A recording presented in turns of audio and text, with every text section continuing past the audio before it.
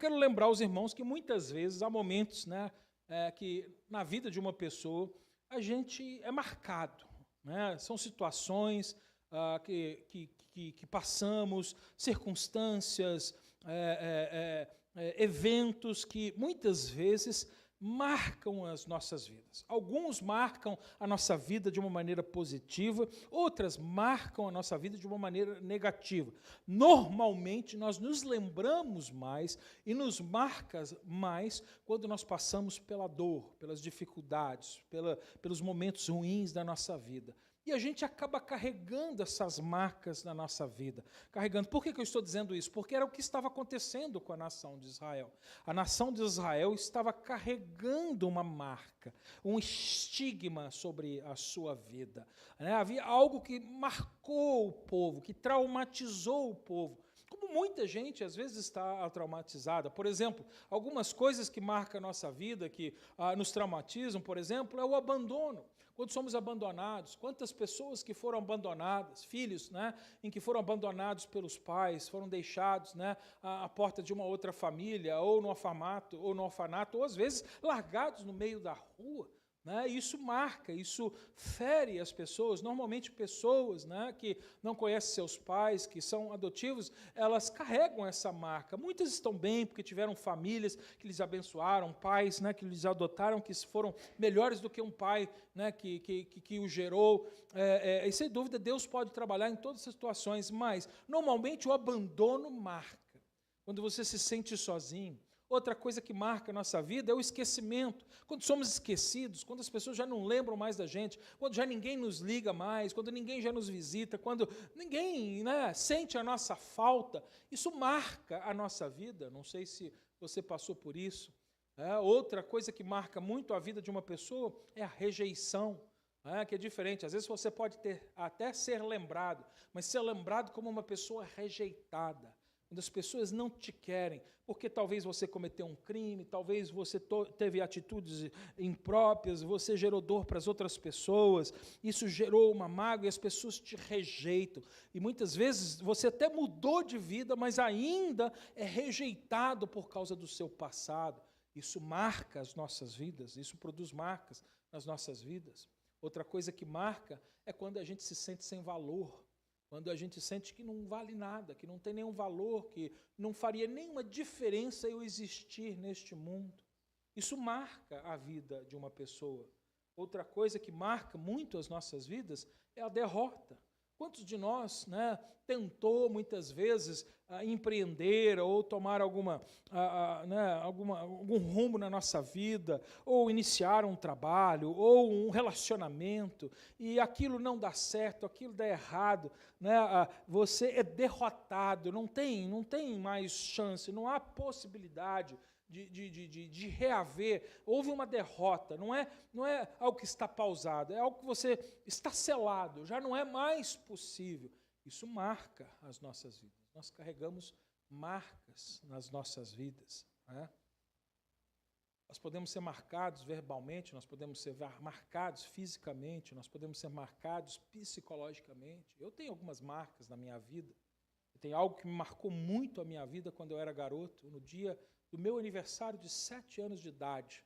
Eu vivi em São Paulo, nasci em São Paulo, vivi em São Paulo. No dia do meu aniversário, meus pais, né, o pai foi transferido para trabalhar em Belo Horizonte, Minas Gerais, e a gente mudou, né, fez uma mudança, né, no dia do meu aniversário, e chegamos no dia seguinte, né, em Belo Horizonte. Então, viajamos toda noite com a mudança.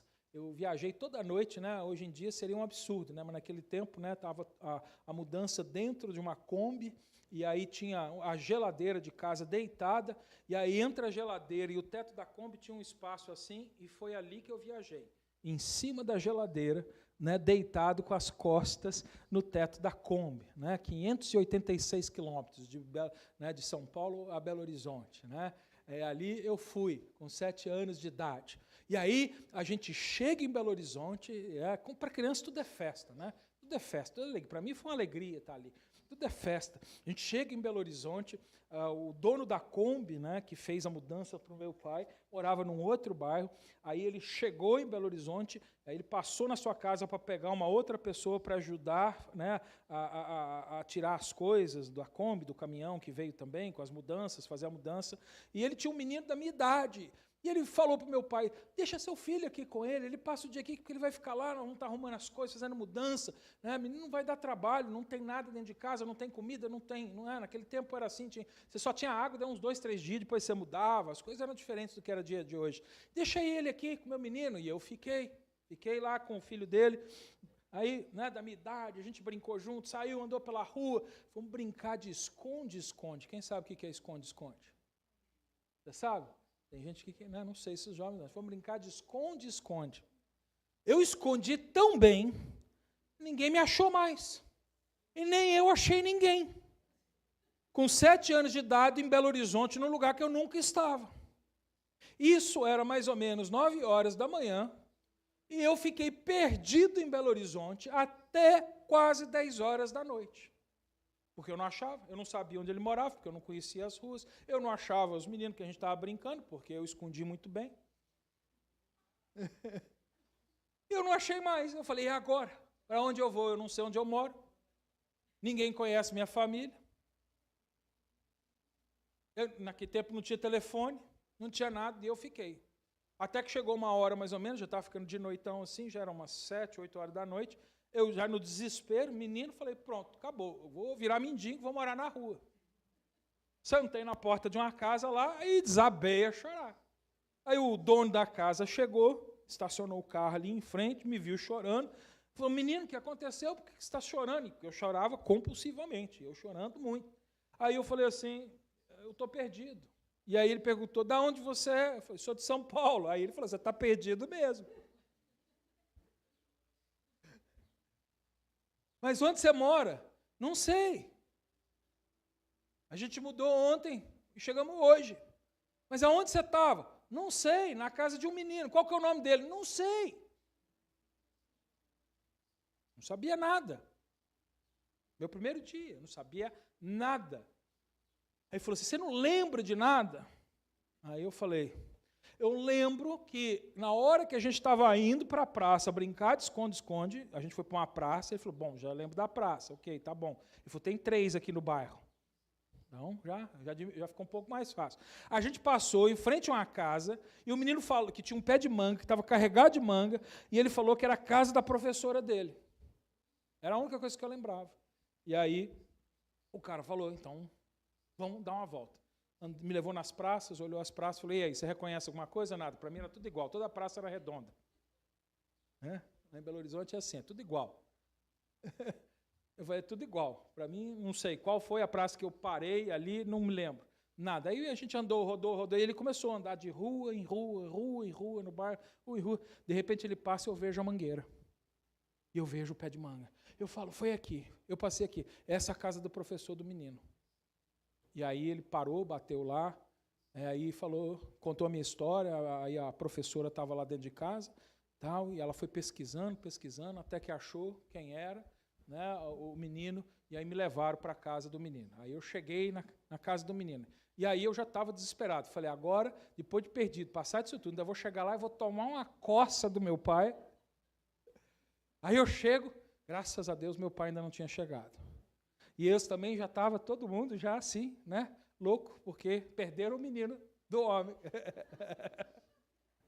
Eu sei que ninguém falou nada, eu falei nada, meu pai nunca soube disso, ninguém nunca soube disso, porque quem eu ia contar, eu não, eles também não, então, mas eu carreguei esse trauma, porque aquele dia me traumatizou. Então, a partir daquele dia, eu nunca mais saí de casa sem saber para onde eu estava indo, qual era o meu endereço, quais as ruas. Eu lembro que eu carregava um papelzinho comigo e eu ia dentro do carro anotando onde eu virava, quantas ruas passava, por causa de um trauma. A vida marca a gente carrega, e essas coisas, né, muitas vezes, vão levar a gente a perder a confiança, a perder a fé. a achar que somente no poder do nosso braço nós podemos fazer as coisas, mas aqui Deus está mostrando para esse povo aqui que apesar deles estarem marcados, deles estarem sentidos desolados, desamparados, Deus não lhes havia abandonado. Por quê? Meu querido, mesmo que você carregue as marcas dessa vida, que você passe pelas dificuldades dessa vida, entenda uma coisa, Deus nunca vai te abandonar. É a promessa que Ele está fazendo aqui. É o que Ele está dizendo. Olha lá no versículo 4 comigo. Vamos lá. Hoje é só o 4 e o 5. No versículo 4. Olha só, Ele vai mostrar que a promessa ela é gloriosa, porque ela envolve o quê? A aceitação de Deus. Deus nos aceita. Ele nos dá segurança. E é uma segurança definitiva. É garantia. Deus garante que quem vier para Ele, Ele não abandona. Ele não desiste. Se Ele te salvar, Ele te leva até o fim. Se Ele te salvou, você vai para o céu. Você vai para a eternidade. Olha só, Ele diz, versículo 4, a primeira parte. Aqui nós temos duas expressões, uma negativa e uma positiva. Então Ele está lembrando das marcas, dos traumas, mas está lembrando eles da promessa que Ele faz. Ele diz, nunca mais te chamarão de desamparada. Olha só, uma nação toda, a nação de Israel, ela se sentia assim, marcada, perdida, desamparada. Deus se esqueceu de mim. Ele está dizendo, nunca mais te chamarão desamparada, nem a tua terra será denominada desolada. Não vai. Aqui há uma expressão negativa, não vai mais acontecer isso com você, se você estiver em aliança comigo. E olha só, a segunda parte ele diz, mas chamar-te-ão Refisbá, nós vamos ver o que significa, e a tua terra Beulá, porque o Senhor se agrada de ti, e a tua terra se desposará, ou casará, está falando de casamento aqui. Então vamos entender aqui o que ele está falando aqui no versículo 4. A primeira coisa que a gente vê aqui nesses versículos, é que Deus está dizendo que Ele vai remover a vergonha da nossa vida. Ele vai remover os traumas, Ele vai remover as vergonhas, Ele vai remover, né, o pecado da nossa vida. Ele está mostrando aqui que Ele vai entrar na nossa vida para trazer, né, uma transformação. Ele está dizendo, já não vão mais te chamar de desamparada, abandonada. Aqui a palavra no hebraico, né, isso não importa para você aprender hebraico, mas se quiser aprender isso te ajuda. Mas eu, como pastor, eu preciso explicar, é a palavra azubá. Essa palavra azubá, ela tem a ideia, a gente tem que traduzir ela, né, que é a tradução desamparada, mas a ideia aqui é de alguém que foi largado para trás, deixado para trás, alguém que foi esquecido, alguém que foi rejeitado. Eles se sentiam assim, eles estavam assim, Deus esqueceu da gente, Deus nos rejeitou, já não nos quer mais, nos largou para trás. Foi mais ou menos o sentimento que eu senti aquele dia que eu estava perdido lá. Eu sabia que meu pai não tinha me largado de propósito, se esquecido de mim, mas quando passou todo um dia e ninguém me achou, eu achei que as pessoas que estavam na casa onde eu fiquei, elas não se preocuparam por mim, porque eles não me achavam, eu não achava eles. Eu pensava assim, poxa, se eu estivesse fazendo falta, eles tinham me achado. Eles tinham rodado do bairro e procurado. Na verdade, eles tinham, só que toda vez a gente não se cruzou.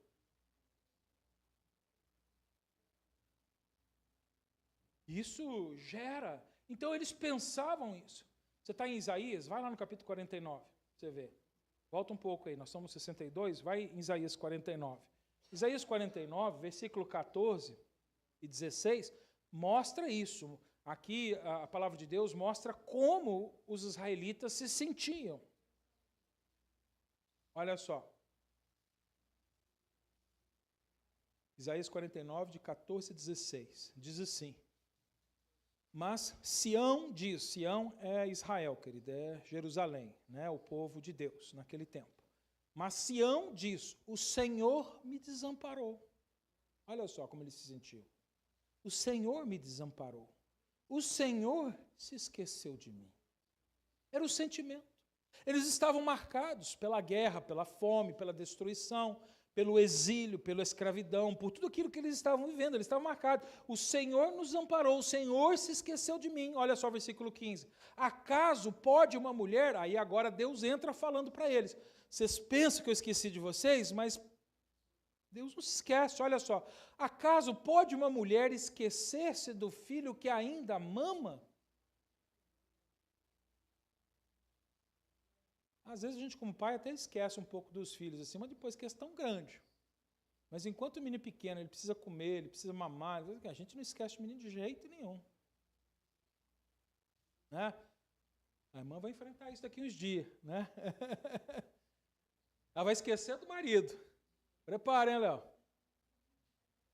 Mas do menino, ela não esquece. Então Deus está dizendo, olha, Deus está se colocando no lugar de uma mãe que teve um filho. Ele está dizendo, será que eu esqueci? Será que a mãe esquece de um filho que mama? O que ele está querendo dizer assim? Será que eu vou esquecer de um povo que eu chamei, mas que eu sei que ainda não cresceu, que ainda não está pronto, que ainda não está preparado, que ainda é imaturo? Ele diz, de sorte que não se compadeça do filho no seu ventre, mas ainda que esta viesse a se esquecer dele. Aí ele está falando da possibilidade humana. Pode até ser que uma mãe terrena, até por algum problema, algum relaxo, sei lá, ela se esqueça do seu filho. Isso até pode acontecer entre os homens, na humanidade, com uma mãe. Isso pode até acontecer. Mas olha só o que Deus diz. Eu, todavia, não me esquecerei de ti. Deus não esquece, querido. Ele nunca se esquece de você. Nunca. Ele continua dizendo, mas ainda que esta viesse esquecer dele, eu todavia não me esquecerei de ti. Eis que nas palmas das minhas mãos te gravei, os teus muros estão continuamente perante mim. É como se seu nome tivesse escrito nas palmas nas mãos de Deus. Ele não pode esquecer, está ali, está gravado nele. Ele não se esquece dos seus filhos, querido. Ele não se esquece de quem tem uma aliança com ele. É assim, se hoje você se sente assim, pode ser duas situações. Realmente você está vivendo um momento muito difícil da sua vida, né? E talvez Deus está querendo te fazer crescer no meio deste momento, ou você ainda não conhece ele. Ou você ainda não se entregou para ele. Porque quando você não está debaixo da proteção de Deus, você fica à mercê do diabo. Aí não tem jeito da vida andar bem, não. Às vezes você pode até ter dinheiro, ter todas as coisas deste mundo, porque as coisas desse mundo não vão fazer diferença nenhuma no mundo vindouro, mas você não tem paz. Você não tem segurança. Você não se sente realizado. Pelo contrário, está sempre insatisfeito, sempre querendo um pouco mais. Porque não há a presença de Deus que lhe preenche, que lhe sustenta, que lhe traz contentamento. Então hoje o que você precisa fazer? Entregar sua vida nas mãos de Deus, porque Deus não se esquece daqueles que se entregam a Ele, nunca. Veja que resposta maravilhosa. O que Deus está falando aqui? Olha só, eles disseram, Deus se esqueceu de mim. Deus está dizendo, nunca me esquecerei de você. Nunca me esquecerei de você. É assim. Querido, como é que isso se aplica na vida do crente hoje, na minha vida hoje, aqui, agora, 2026? Entenda uma coisa, querido. Deus nunca vai esquecer das minhas orações. Você pensa que Deus esqueceu das suas orações? Não, Ele não esqueceu dos seus pedidos. Deus nunca vai esquecer das suas orações. Deus nunca vai esquecer da tua casa. Deus nunca vai esquecer do teu casamento. Deus nunca vai esquecer dos teus filhos. Deus nunca vai esquecer da tua vida. É isso que nos sustenta. Lembrar dessas promessas que Deus promete, assim como Ele fez essa promessa a Israel, Ele também fez essa promessa à igreja. Ele disse que Ele estaria conosco até o fim dos dias, porque Ele não nos abandona. Ele jamais abandonou alguém.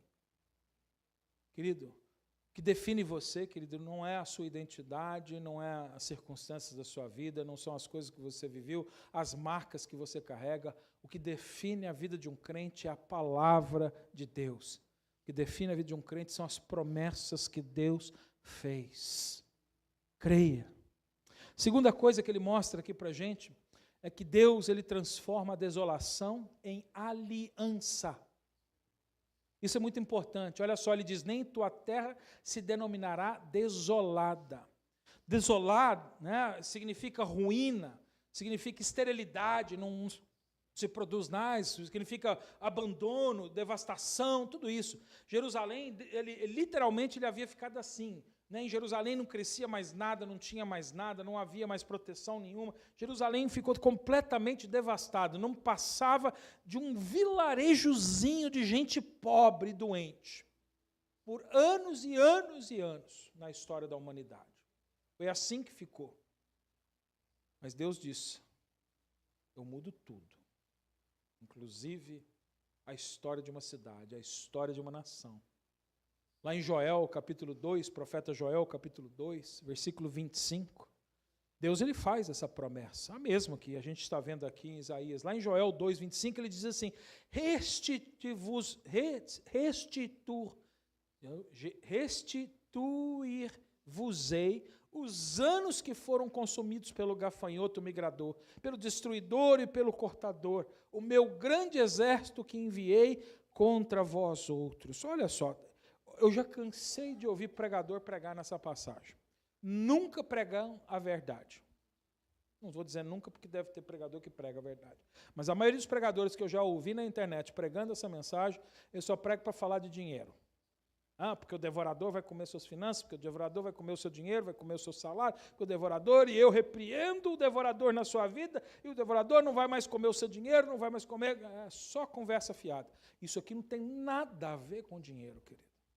Isso aqui é uma promessa a respeito da nação de Israel. A promessa que Deus está fazendo através de Isaías e mais tarde faz através de Joel, onde ele promete que depois de que Deus enviou um exército contra Israel para poder disciplinar Israel, Deus não ia destruir eles. Depois que eles passassem por aqueles dias difíceis e se arrependessem dos seus pecados, Deus ia restaurá-los. Deus ia acabar com o gafanhoto que destrói tudo.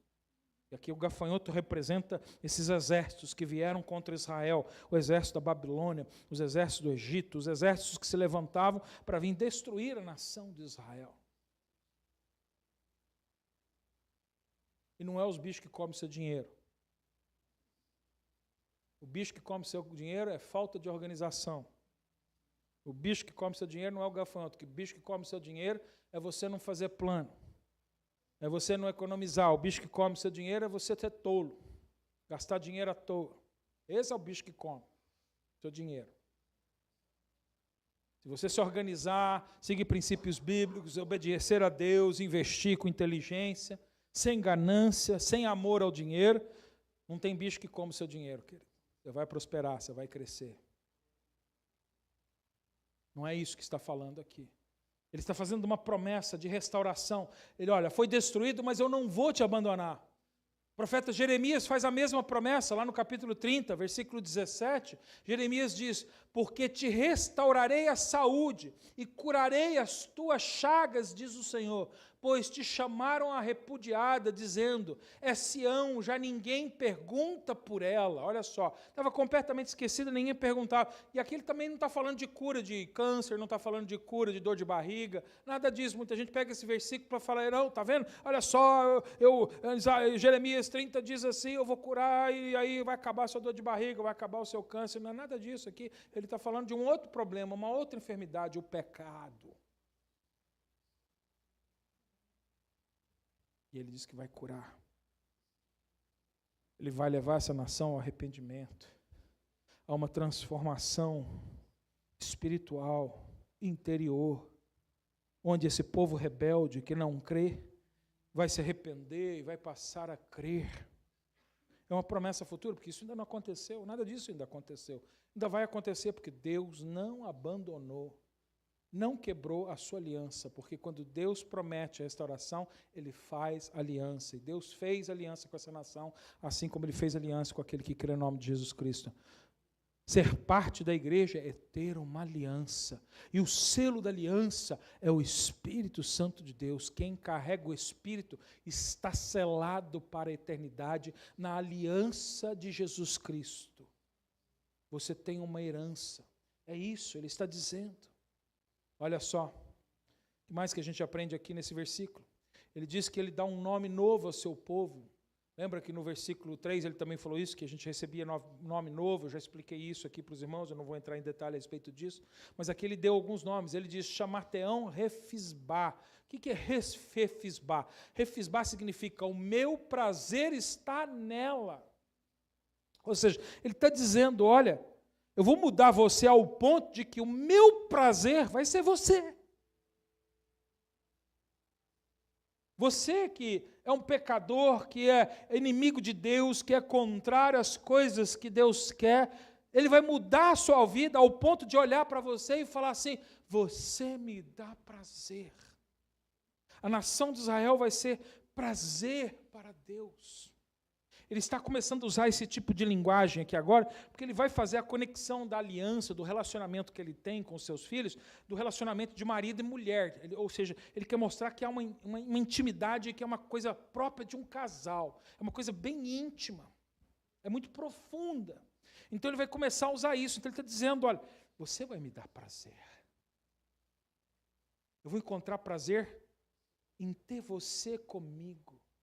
Em ter você em aliança. Deus está dizendo isso para você, para a igreja, para a nação de Israel. Ele está dizendo, eu tenho prazer nos meus filhos. Eu tenho prazer nos meus filhos. A gente também pode entender aqui, a minha delícia está nela. It's delicious. É muito profundo. Ou seja, é uma transformação muito grande. O passado, o fracasso, foi apagado, o pecado foi perdoado, o rótulo foi mudado. Você recebe um novo nome, uma nova aliança. Há um profeta que muita gente não fala dele na Bíblia, é um livro pequeno, Sofonias. Ele diz isso, ele mostra essa promessa. Lá diz assim em Sofonias 3,17. O Senhor teu Deus está no meio de ti, poderoso para te salvar. Ele se deleitará em ti com alegria, renovar-te-á no seu amor, regozijar-se-á em ti com júbilo. Ou seja, ele está dizendo assim, olha, eu vou ter deleite, eu vou ter alegria, eu vou ficar feliz, eu vou te amar. Essa é a intensidade da transformação. Eu não sei se você consegue entender, eu não coloquei aqui na minha mensagem, mas se você quiser ir na sua Bíblia para conferir o que eu vou falar, você pode ir, mas no Salmo 5, versículo 5,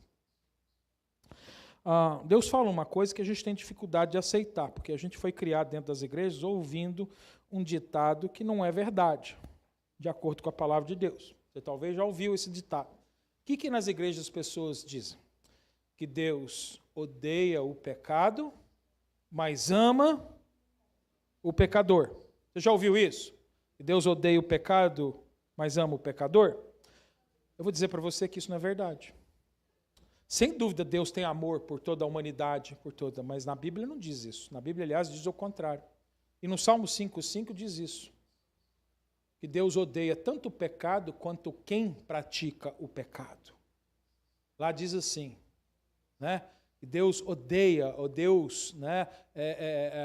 Em algumas traduções mais antigas do português, ele usa uma outra palavra, agora eu nem me lembro dessa palavra, que dá a gente a entender assim, que Deus tipo assim, está chateado com a gente, assim, fica chateado porque a gente pega, mas a ideia não é de chateado, não. Né? Eu não sei, se alguém tiver aí, quiser ler para mim, né? É uma palavra diferente de ódio. Né? Deus... 5:5. Salmo 5:5. Aborrece, essa é a palavra. Porque Deus aborrece o iníquo. Aborrecer para a gente hoje, brasileiro, a gente entende como se fosse, Deus está chateado com a gente por causa do pecado. Mas essa palavra aborrecer na antiguidade, na língua portuguesa, significava ódio. Por isso que traduções mais modernas agora traduzem Deus odeia e não mais aborrece, que é o que significa aí. Deus não está apenas aborrecido. Deus odeia quem vive e pratica o pecado. É um negócio um pouco difícil de entender, porque depois também lá em João 3,16, ele diz que Deus amou o mundo de tal maneira que deu seu Filho unigênito. Sem dúvida, Deus também tem amor, mas aqui ele está falando o quê? Do amor do Criador, do amor da criação. Mas individualmente, Deus odeia quem está vivendo no pecado. Aí a gente tem dificuldade de entender por quê? Porque quando a gente odeia alguém, o que a gente quer? A gente quer a morte da pessoa. A gente quer o mal da pessoa. A gente quer vingança. Mas Deus é santo. Deus é justo. Deus não quer essas coisas. Quando Deus odeia, Deus prepara um caminho para a transformação. Porque como Ele não quer a gente naquele estado, então Ele prepara um caminho. E o caminho é Jesus Cristo. Ele preparou um caminho para que não nos odiasse mais. Ele preparou um caminho para que Ele deixasse o ódio e passasse a nos amar. A gente tem que entender isso. Porque se Ele amasse o pecador, Ele não precisava de resolver o problema do nosso pecado. Pronto. Aí, isso que as pessoas falam aí no dia a dia, Deus é amor, no fim todo mundo vai para o céu, era verdade. A gente não precisava ter igreja, a gente não precisava pregar no púlpito. Para quê? No fim, todo mundo é amado por Deus, Deus ama todo mundo, não importa o que cada um faz, não importa se você foi o Bin Laden, se você foi o Hitler, ou se você foi a Madre Teresa de Calcutá, não importa o que você fez. No fim, todo mundo vai para o céu. Para que pregar o Evangelho? Para que chamar uma igreja? Para que Jesus Cristo veio morrer na cruz? Se Deus enviou o seu Filho para ser sacrifício pelos nossos pecados, é porque nem todos vão entrar no céu. Somente aqueles que tiverem seus pecados pagos. E quem serão os que têm o pecado pago? Aqueles que crerem no nome de Jesus Cristo. E quem são os que crerem? São os que ouvem e praticam as palavras de Deus. São esses. É isso que ele está mostrando aqui. Então ele tem uma aliança. Ele está dizendo, eu vou mudar, eu vou salvar. E vou me alegrar, vou me deleitar. Deus, Ele não só apenas salva o seu povo, como se alegra no seu povo. Deus fica feliz com você. Olha só ali, tem outro nome aqui, ele diz, Deus, Ele vai chamar a sua terra de Beluá. Vai chamar a nação de casada. Beluá significa casada, a mulher casada. O casamento. Aqui agora a figura muda, né, do casamento. Ou seja, então ele está mostrando aqui agora que a aliança é tão profunda que é como se fosse um casamento. Antes uma pessoa abandonada, agora uma pessoa aliançada. Antes uma pessoa sozinha, agora uma pessoa em comunhão. Antes uma pessoa rejeitada, agora uma pessoa que pertence a uma família. É o que ele está mostrando aqui. O profeta Oséias também profetizou a respeito disso. Em Oséias 2, do 19 ao 20, ele diz, desposar-te-ei comigo para sempre. Olha só, por quanto tempo ele vai se casar com você? Para sempre. Para sempre significa o quê? Para sempre. Ou para sempre significa até o dia que você pecar. Aí o dia que você pecar, então, você pecou, aí Jesus apareceu, você fica para trás. Isso significa para sempre? E aí, então, como é que fica? Se é para sempre, se é para frente, se é para sempre. Você tem uma aliança com Jesus, aí, de repente, Jesus resolveu, vou voltar amanhã. Amanhã ele te pega no pecado. Você vai ou você fica? Agora confundiu a cabeça, né? Você vai ou você fica? O que para sempre significa? Então, você vai ou você fica? Vocês estão entendendo, querido? Às vezes a gente lê a palavra, vê a palavra, mas não entende, depois a gente mistura as coisas. É óbvio que você vai, querido. Porque mesmo que você peque amanhã, no momento que Jesus voltar, Ele já pagou pelo seu pecado. É óbvio que você não deve viver no pecado. Aliás, a palavra de Deus diz, aquele que vive habitualmente no pecado, ou seja, porque pecar a gente vai pecar, querido, aqui não tem ninguém perfeito. Eu peco, você peca, mas a gente não quer viver pecando. Agora, quem quer viver pecando é porque ainda não teve um encontro com Deus. Essa pessoa, obviamente, vai ficar. Por quê? Porque ela não está em aliança com Deus. Porque quem está em aliança com Deus tem uma aliança para sempre. Para sempre. Ele está dizendo aqui, desposar-te-ei comigo para sempre. Desposar-te-ei comigo em justiça. O que ele está querendo dizer aqui? Se você tinha alguma dívida, se você devia alguma coisa para o juiz, você já está justificado, você já está julgado. E o seu pecado não foi julgado na tela da televisão no dia em que você ia morrer. Seu pecado foi julgado lá na cruz, quando Jesus foi cravado e derramou o seu sangue. Ali ele julgou o pecado de toda a humanidade, até aquele que você ainda não praticou. Porque você já está casado em justiça. Olha só, ele diz, em juízo. É por isso que eu não vou ter que passar pelo juízo. Por quê? Porque eu já estou casado. Ele diz, em benignidade, olha só, é a bondade de Deus, e em misericórdias. Versículo 20, desposar-te-ei comigo em fidelidade, e conhecerás ao Senhor. Querido, você talvez não seja fiel, mas Deus é fiel. É isso. Até a tua infidelidade Deus pode perdoar. Mas você tem que se arrepender. Você tem que se colocar diante de Deus. Lá em Jeremias, capítulo 31, versículo 3, ele diz, de longe se me deixou ver o Senhor dizendo.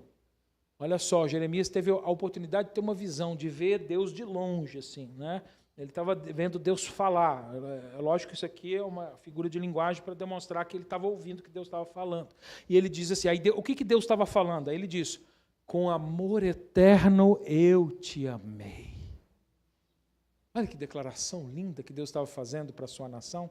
Uma nação que até hoje lhe desobedece. Mas Deus está dizendo, eu com amor eterno te amei. E aí ele diz, por isso com benignidade te atraí. A nação de Israel está vivendo como uma mulher adúltera. Ela continua adulterando com outros deuses, com o mundo, com as coisas deste mundo. Mas Deus não desistiu do seu casamento. Ele está lá de longe vendo a mulher adúltera e dizendo assim, estou vendo tudo o que está passando. Mas vai chegar um momento em que você vai se arrepender. E quando isso mudar, eu vou te trazer de volta, eu vou te atrair, eu vou te puxar. É a promessa da restauração. Deus promete trazer de volta. Você vê como que Deus é maravilhoso, querido? É assim, querido. Não sei, talvez você um dia fez uma aliança com Deus na sua vida e depois de um tempo você começou a andar fora dessa aliança com Deus, querido. Entenda uma coisa, você pode ter sido infiel à aliança de Deus, mas Deus não é infiel à sua aliança. O que você precisa fazer é se arrepender e voltar. É deixar o pecado, dizer para Ele, Senhor, pequei contra Ti, e receber o amor dEle, porque Ele está pronto para te receber de braços abertos. Ele te quer de novo, Ele não desiste dos seus. Essa é a promessa que Ele está fazendo aqui. Olha só, ainda nesse versículo 4, ele diz, porque o Senhor se agrada de ti. O Senhor tem prazer. Israel não era perfeito, querido. Deus é que é perfeito. Israel não fazia tudo certo. Deus é que é gracioso. Deus não está esperando você mudar de vida. Deus quer mudar a sua vida. Hoje você não precisa dizer assim, não, pastor, olha, eu tenho que resolver algumas coisas ali, eu preciso deixar uns pecados, eu preciso tomar umas decisões na minha vida, aí eu vou andar com Deus. Não, ande hoje com Deus e Deus vai mudar os teus caminhos. Que você não pode, mas Ele pode.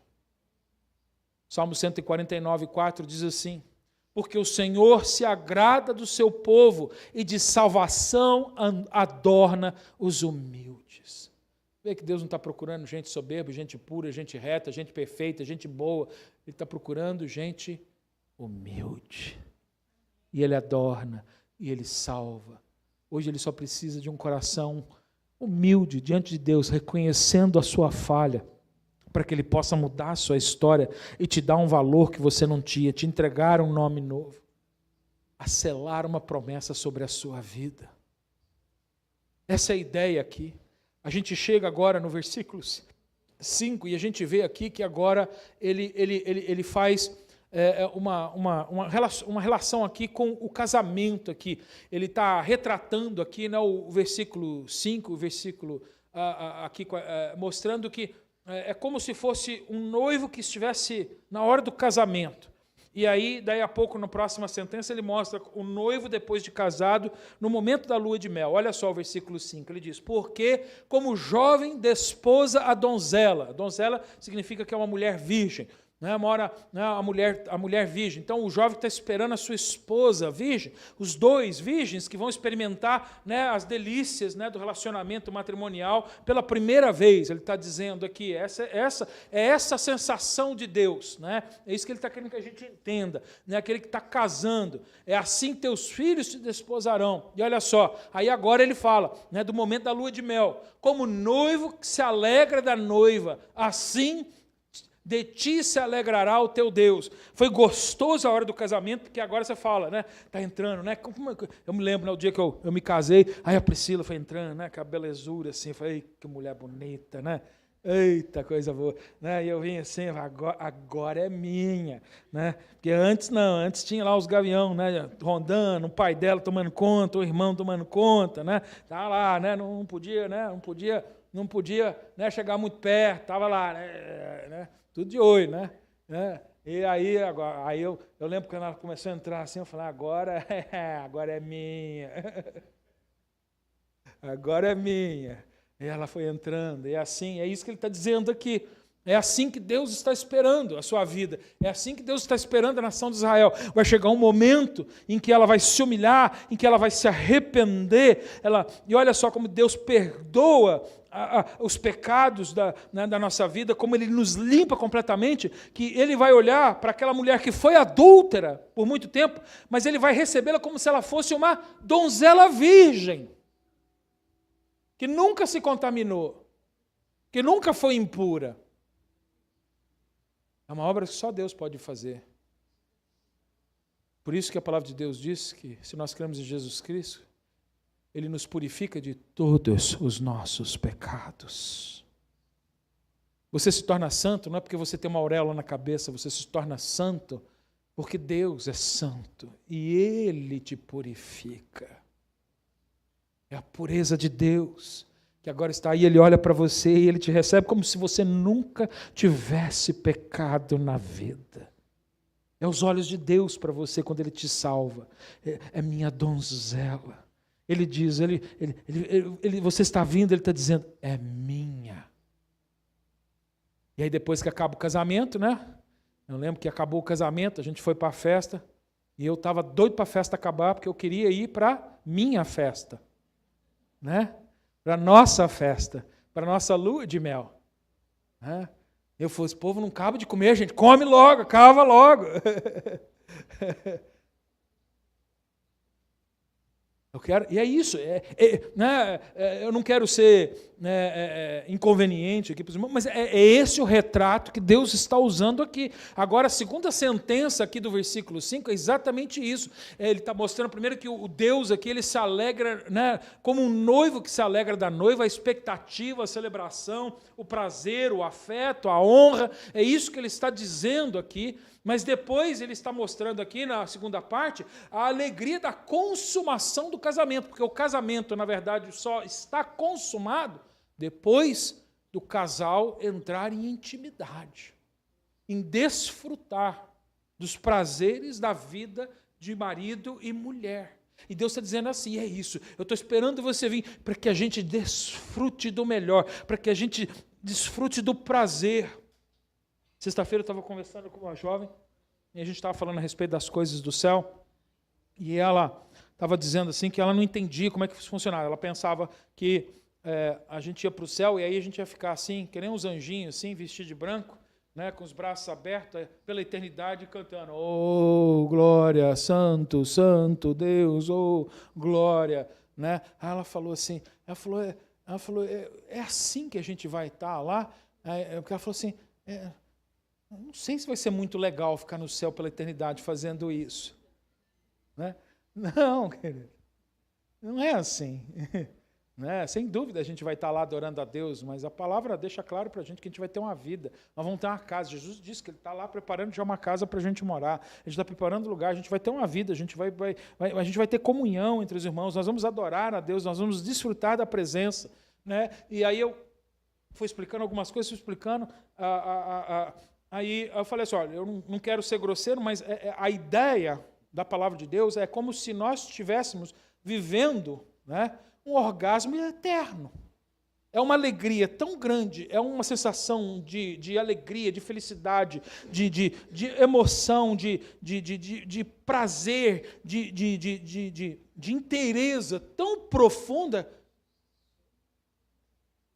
que é como se você estivesse vivendo isso. É por isso que lá a gente não precisa casar. O casamento é para aqui para a terra. Lá você não vai ter sua mulher, seu marido, ninguém vai ter casado. Você vê, os muçulmanos ficam se matando para poder ter um pouco mais de esposa, chega lá no céu não vai ter nenhuma. E ninguém vai casar. Então se explodindo à toa. Não é? Que se promete, não, se você se explodir aí no meio do povo aí e levar um bocado aí, você vai ter 100 esposas virgens lá no céu. Coitado do homem, 100 esposas virgens, não dá conta nem de uma.